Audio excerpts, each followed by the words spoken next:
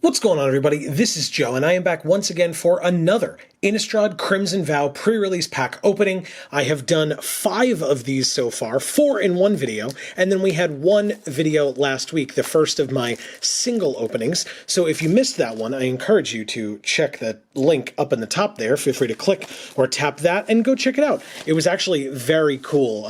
One especially awesome one came out of that. But yeah, good stuff all around. Very interesting kit.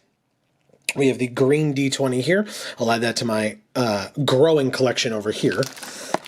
And hey, if you missed last week's video and you're seeing this one, and you don't want to miss any other videos in the future, don't forget to subscribe and ring that bell. You will get notifications whenever any of our videos come out. You'll get notifications whenever we go live, specifically every Monday from 8 to 10 p.m. Eastern right here on this channel, where we will be playing some Magic the Gathering Arena. That's every Monday. And then for the month of December, on Thursdays, where we will be continuing our playthrough of X-Men Legends, but typically Friday, both 8 to 10 p.m. Eastern as well. I love this little insert. It looks so good. The Binding Vows of Olivia Valderin and Edgar Markov, and it like shows Sigarda at the top there. Like really, really awesome little insert here. And then if you're unaware, on the other side, it tells you how to build a pre-release deck, because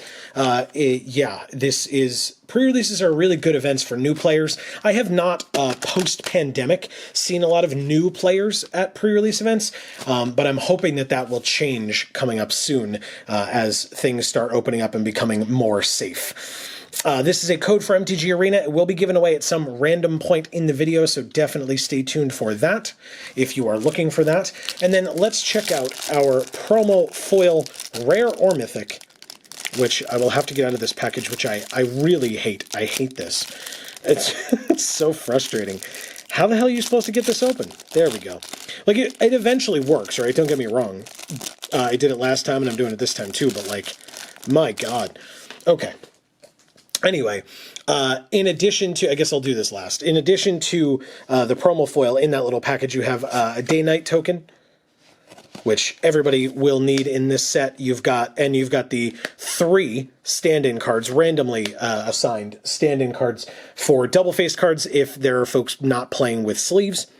And then last but not least, our promo foil rare is Dorothea Vengeful Victim, which is very cool looking in foil. I mean, my God. I've always said, if the subject of the art is in foil itself, it looks a lot better than when it's not. In fact, it looks very bad when it's not in foil, because it like takes up most of the picture, and then it's just not in foil. I'm like, oh, well, the background is. But this is gorgeous in foil. Absolutely gorgeous. Dorothea Vengeful Victim, which flips, by the way, into my God, Dorothea's Retribution. How incredible does that look in foil? Absolutely insane. So good. Okay. I mean, look, this is the kind of card where if we can play white-blue, I'll definitely do it. But I would not say, oh man, we have to force white-blue. This card is insane. Like, it's good. And if we're anywhere near white or blue, I would definitely consider splashing the second color, if we had to, especially if we have like Evolving Wilds or if we're Park Green, something like that. So we'll have to see. We'll keep our eyes open. Speaking of beautiful arts and colors and stuff, here's Fear of Death. We have Estwald Shield Basher, also a very good card. Reckless Impulse, a Scattered Thoughts, Pointed Discussion, Sheltering Bows, a Blood Fountain. I like this one. A Sanctify, obviously a great sideboard card in great colors, but definitely not main deckable in my opinion. Here is a Daybreak Combatants.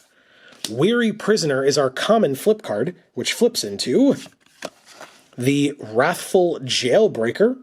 Not bad. Into our uncommons, we have Laid to Rest as our first uncommon. Gorgeous art on this card.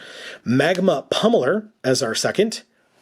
And Boarded Window is the third. This one I found interesting, but I don't know, like, I'd love to find a deck where I could try this out, but I am only saying that I would try it out. I'm not saying, oh my God, it's so amazing. But anyway, after Boarded Window, we know we have a flip card as our rare or mythic, and it is A Howlpack Piper human werewolf. Very interesting. If you have big things in your deck, this is great. And, you know, incidentally, to get like medium-sized things out, it's probably not that bad. And it's daybound, so on the other side, it is the Wild Song Howler. So if you had ways of like going back and forth, I could see this. This is not the kind of card that I'm like jumping up and down about having, but it's pretty interesting. Behind it, a forest and a zombie token. This is the star zombie token. God, it's so unsettling. And then we have another one of the stand-in cards. I said it was at a random point in the video. Turns out it was after the first pack. Here is a code for Magic the Gathering Arena. If you have already used a code from an Innistrad Crimson Vow pre-release kit, please be aware that this code will not work for you. It is one per account. It is unfortunate. I don't make the rules. I'm just reminding people of it. But if this one works for you, shout it out in the comments. Let us know that you got it. We can congratulate you, say way to go, etc. And yeah, this is our way of saying thank you for watching our stuff. As I mentioned, subscribing, ringing the bell, and check out our other channels linked down in the description box below. We really do appreciate it. So thank you, and definitely stay tuned for more of these in the coming weeks. If you missed that code and are still looking for one, we still have 2 more openings to go over the next 2 weeks. So stay tuned for that. We have the Unholy Officiant in the showcase art. We got this one in foil last week and it looked amazing. We have the Lacerate Flesh. Such an interesting name and like weird art. Very weird. We have a Cruel Witness. Speaking of weird art. We have a Rural Recruit, which is my least favorite card to have to say in the entire set. And if you've seen our streams from MTG Arena, you know it, because I've mentioned this card many times and I hate it. I just hate having to say it. We have a Diregraph Scavenger. I like this one a lot. Zombie Bear is adorable. Adorable. We have a Bramble Armor. I don't like this card at all. Equip 4 seems awful. We have Persistent Specimen, and yes, I know, the Bramble Armor attaches when it first comes in, so yeah, it's 2 mana, creature gets +2/+1 until that creature dies. Like, it's just, I don't love it. Persistent Specimen, on the other hand, quite a good card. Dawnheart Disciple, Siphon Essence, a Weaver of Blossoms is our common flip card, which does tap for mana, which is cool. And it flips into the Blossom Clad Werewolf. Also taps for 2 mana. We have Edgar's Awakening. I really like this card. It has to be in the right deck, I feel like. It's not just, you know, throw it in any black deck that you have, but this card is great. You can either play it for 5 and just get a creature back to the battlefield, or you can discard it with your, to a blood token, which there are plenty of in black, and you just get a creature back from your graveyard to your hand for an extra mana. Really, really cool. That's our first uncommon. We have Fleeting Spirit as our second. And we have Voltaic Visionary as our third, which is a flip card and flips into a Volt-Charged Berserker. Very nice. I'm just double checking myself here on the side, but hey, our rare or mythic is a Sigarda's Summons. I guess this is good. This would be better if we're seeing some pretty good green here, but we would need a lot of training to make this work. Anything that has +1/+1 counters, but of course that screams training. We saw that Rural Recruit. Yeah, that's right. So that's something. Not bad at all. Behind Sigarda's Summons, an island and a human token, a 1/1 human. Yeah, this guy, you better be scared, dude. You get a lot of vampires coming around you. Thank God you're carrying all that blood. Anyway, and then a stand-in card for the double-faced cards again. We have another pack here. Again, I'm upset that I don't get to like specify the arts on these packs. That they're Sorin every time, which is fine. I mean, I have nothing against Sorin, but I have something against, like, you know, there could be multiple pack arts. It would be an option, but still. Adamant Will, Blood Petal Celebrant in the alt art, Nebelgast Beguiler. I still don't quite know how I feel about this card. I think I don't like it. I think it's way too expensive. It's a 5-mana 2/5, and sure, it's a tapper, but like by the time you're at turn 5, like or you know, at 5 mana for your stuff, like I don't know. I just feel like it's like a little bit not enough, you know. We have a Repository Scob, A Massive Might, Bleed Dry, incredible removal spell, very, very nice. Wedding Invitation, not bad. Another Dawnheart Disciple. Drog Skull Infantry is our common flip, which flips into, whoops, a Drog Skull Armaments. As we have seen, this is interesting. I have not seen this art yet in the alt art version of the Skulking Killer, which is our first uncommon. This is very interesting art, actually. Very cool. Then we have a Storm Chaser Drake and a Restless Bloodseeker. We're getting some interesting black. I mean, none of our rares are mythics, but we've gotten a lot of good black, I feel like, so far in this kit. And the Restless Bloodseeker is our uncommon flip, which flips into the Blood-Soaked Reveler. Now, I want you to notice, I mentioned that we got a lot of good black, or we've been getting a lot of good black, before I saw what our rare or mythic was, and it is the Dread Feast Demon. A very good card. I would definitely play this. A little expensive, but we've been seeing some decent green. Maybe we could ramp, who knows? But this is really good. It actually works really well with our green rare in the Howlpack Piper, right? Very good. Anyway, yeah, this is a very good one. I would almost certainly put this in if we were in black. And I would lean towards black because we have it. And like I said, we've had some good black. We have a Swamp, and behind it, we do have a foil. It's a foil black card in Rot Tide Gargantua. Also very, very shiny. And you want to know why? Because the Gargantua is shiny. Like I said, the subject of the art is shiny, so it looks really good. Love it. Absolutely love it. More of that, please. Very, very cool. Zombie Kraken. Behind it, we have a Blood Token and another stand-in card. We have 3 packs to go. We're only halfway through, which is pretty impressive, considering I feel like we've gotten some pretty decent stuff already. No, like, mythics or anything, no bombs, no, like, high-value cards, but in terms of, like, trying to make a deck, I like what we have so far. We have a Piercing Light, a Belligerent Guest, Stitched Assistant, Sigarda's Imprisonment, Massive Might again, Bleed Dry again, wow, very nice. Apprentice Sharpshooter, so there's some training. I think it's too little too late, to be honest with you, but it's there. A Blood Servitor, a Voldaren Epicure alt art, showcase art, very cool. I like Voldaren Epicures. Like I said this in the last video too. I do. I like these cards.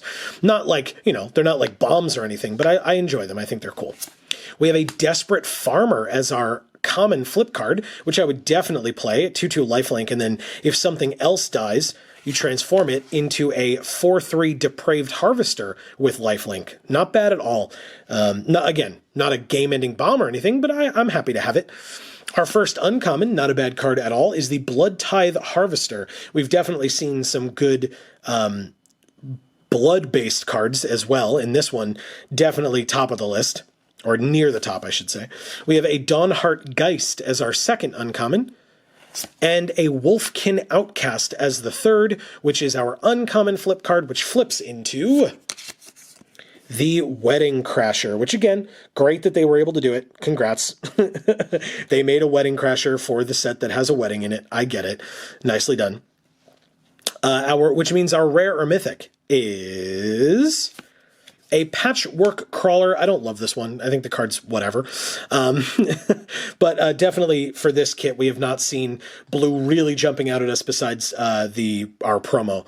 So behind it, we have a Forest and a Day-Night card, which we have seen, as well as a stand-in card for the double face cards. 2 more packs to go. That pack was less exciting. I had just praised the kit, right, on being kind of interesting so far, and then we opened that pack. So I guess I'm sorry for having said something. Anyway, we have a Nurturing Presence as our first card. Falconwrath Celebrants. This one's good, especially for blood-based decks. A Wretched Throng, a Heron Blessed Geist, Crushing Canopy, obviously sideboard. We have a Grisly Ritual, really good, man, really good. Our black is great. We have an Apprentice Sharpshooter, again, a Chill of the Grave, it's a fun card, another Voldaren Epicure, A Binding Geist is my common flip card here, which flips into a Spectral Binding. Very good. I love the art on this one. Very, very cool. Our first uncommon is Markov Purifier. Not bad. We're not doing a lot of life gain stuff, at least from what we've seen so far. Even with our black being as good as it is, our white is not heavy life gain, at least, like I said, from what I've seen. We have a Retrieve, which I don't love. And we have a Biolume Egg, which is a cool card, not necessarily for this, this particular kit so far, but it flips into the Biolume Serpent. Love that art. Love the card. Seems really cool. And then our rare or mythic in this pack is... yeah, it's another black card in Graph Reaver. At the beginning of your upkeep, it deals 1 damage to you. You can exploit, and when you exploit, it destroys a Planeswalker. So it's a 2-mana 3/3. This one's not at the top of my list of great cards, but if we find that our deck is like really aggro, we might be able to put this in. I'm just not so sure. This one's definitely not a great rare to have opened, I won't lie. Behind it is a Plains and a Vampire token. This one looks cool. I haven't seen this one yet, I don't think. Anyway, and obviously a stand-in card, as all the other packs have as well. We have 1 pack to go. Let's see. The last 2 have been less than exciting, although the uncommons were fine in that last one, but still. We have a Sure Strike, a Dread Light Monstrosity, Parish Blade Trainee, Lightning Wolf, cool, another Blood Fountain, not bad at all, Sheltering Bows, a Ceremonial Knife. We have an Evolving Wilds. You know, I had talked about splashing in the beginning when we saw Dorothea, but I mean, that was when we were saying if we were in white or blue, we could still try to splash. But right now, I'm kind of leaning towards black and red. Maybe black and green. I really feel like black and red is the way to go. Make a good, like a solid blood deck out of this. So I don't know, what we would use Evolving Wilds for, if anything. We have a Fearful Villager as our common flip, which flips into the Fearsome Werewolf. I talked about this last week. This card is fine. If we needed a card to cut, this may be towards the top of my list, but if not, this would definitely get in. I see no reason not to put it in, but it's not something I'm jumping up and down about opening. We have a Thirst for Discovery as our first uncommon. Gorgeous art on this card. A Sigardian Paladin, and an Into the Night. I don't love this card either. I think it's fine, I suppose. And I would definitely at least consider it, but like I said, not crazy about this one. But it does mean that our rare or mythic is a flip card, because this is our third uncommon, and it itself is not a flip. So our rare or mythic flip card is an Ulvenwald Oddity. What a great card. 4/4 for 4, trample haste, and then for 7 mana you transform it, and it transforms into the Ulvenwald Behemoth. Look at that stomach. Real gross. But it has trample and haste, and other creatures you control get +1/+1 and have trample and haste. Really, really nuts. Maybe we go black-green and try to do some ramp, because we have the Dreadfast Demon and this. So they're both, like, this is 4 mana to play, but it's 7 mana to flip, and the Dreadfast Demon is 7 mana to play. Plus we have that Howlpack Piper that could just put it onto the battlefield. So, interesting. Maybe. We'll have to see. There's an island behind that, and a foil uncommon. Oh my goodness. Look at that. That's incredible. That's definitely one of those arts that you look at and you're like, this would be cool to see in foil. Look at that. Witness the Future in foil at uncommon. Insane how good that card looks. Insane. That is incredible. I'm super happy to have opened that. Wow. I won't say that our blue is bad, by the way, but I think our black stands out a lot stronger, and I would go black-green or black-red, personally, but of course I would love to hear people's thoughts in the comments down below. We have a treasure token as well, which again, I don't know whose eye is a treasure for whom, but here is an eyeball in a treasure chest, and another stand-in card for the double-faced cards, which means, I mean, we didn't open, like I said, we didn't open anything crazy bomb-wise today, but I really love how this Dorothea looks. Like, really, really love it. I think it looks amazing.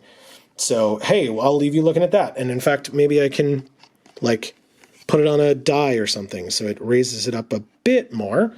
Yeah, look at that. That's sick. Okay.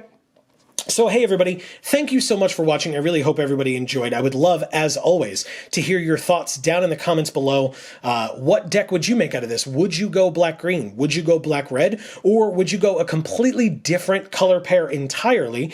And tell me why. I would love to know. Maybe I can learn something today. Maybe your fellow viewers can learn something, and maybe I can learn something from all of you. Who knows? So, like I said, thank you so much for being here, and please check out our other stuff. It really does help when you do things like commenting and liking, sharing, subscribing, ringing the bell. It's invaluable, truly. And we love making this stuff for all of you, and we love hearing your comments and your feedback and etc. So definitely keep it coming. Thank you so much.